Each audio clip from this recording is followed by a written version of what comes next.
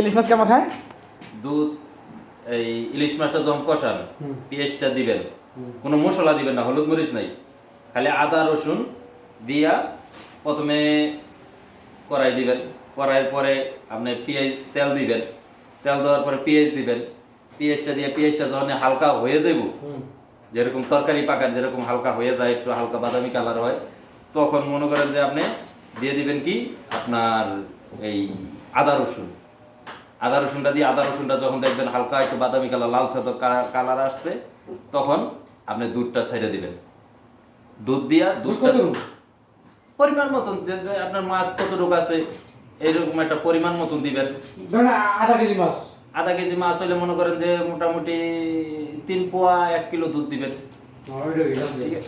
দুধ ইলিশ মাছ, হ্যাঁ, নতুন কথা শুনলাম এটা আমি। এরপর কাঁচামরিচ আছে, কাঁচামরিচের জাল দিবেন, কিন্তু কোনো হলুদ মরিচ কিছু দিবেন, গুঁড়া পাউডার।